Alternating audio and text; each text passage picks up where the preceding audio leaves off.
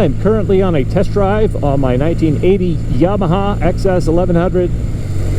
I've been trying to diagnose a low RPM running issue, and it turns out that it is an electrical issue. I've now had it cut out on 2 cylinders, and I was about 30 miles from home when that happened, and it's able to go with traffic still, but I'm praying that I don't stall on the way home. I'll keep you guys informed on the progress. Hi, and welcome to this episode of John's Motorcycle Rescue and Review. Recently, this Yamaha developed a problem where it was acting cold-blooded, and so I went in and I cleaned the carburetors again, and I jetted them up a little bit. I went one size up on my pilots, and I went one size up on my mains, and that helped these cold starting on the bike. But on occasion, this bike would stall out when I was pulling out, and I really have been trying to diagnose why that was. I just got back from a 60-mile test drive. I took this out about 30 miles and I stopped to get gas, and when I got back on the road, as soon as I got back on the road, 30 miles from the house, 2 of the cylinders cut out. So that lets me know it's an electrical issue.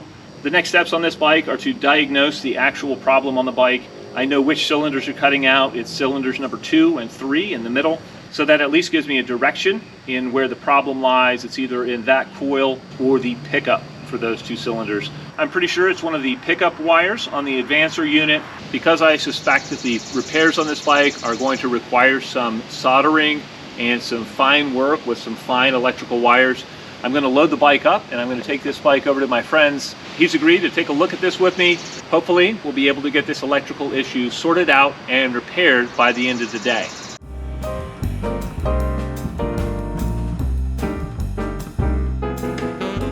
Alright, I just got back from Rob's house, and thanks to his mad soldering skills, he was able to fix this bike and repair the broken wires to the coil pickup on the 2.3 cylinder. After completing the repairs on this XS1100, Rob and I went on a test drive, him on his 1983 GS1150 ES Suzuki, and me on the Yamaha. And after the test drive, after we made sure everything was sorted out on the Yamaha, we actually switched bikes, and I got to ride Rob's GS1100 ES, and that bike has flat slide carburetors, and what an animal. Awesome, awesome machine.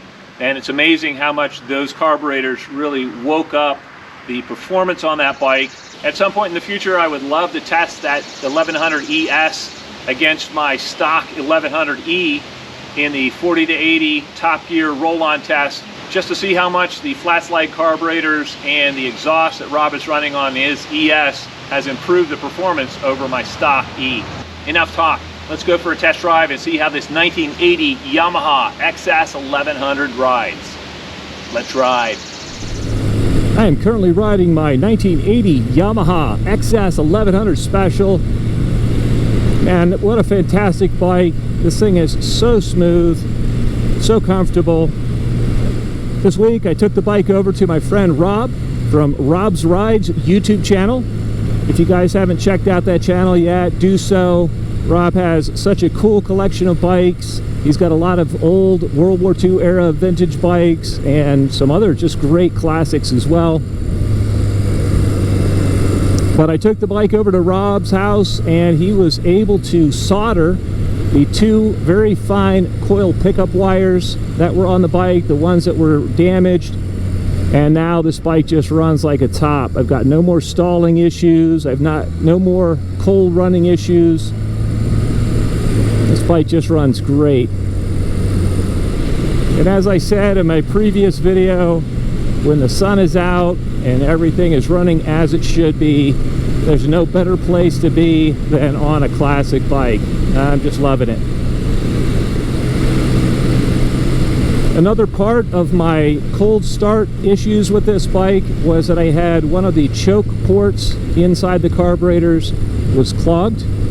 And so I noticed on cold starts that I had one cylinder that wasn't getting hot while the bike was on choke, and that let me know that that choke port was closed. So I went in and pulled the carburetors out. I cleaned the carburetors again and really made sure that choke port was freed up. And I also went one size up on my pilot jets and on my main jets, and this bike just runs like a top, and it's fantastic.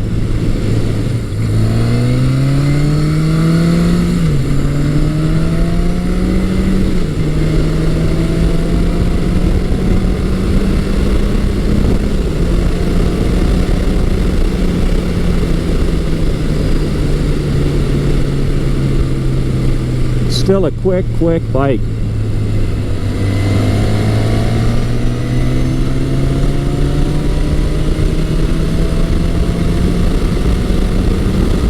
I'm happy to report this thing is running great.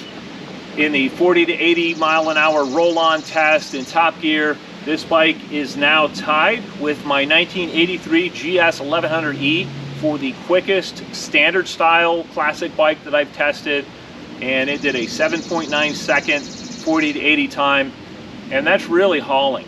One thing to keep in mind is this bike is a 2 valve per cylinder bike, and it's also a shaft drive bike, and it's significantly heavier than the GS1100E.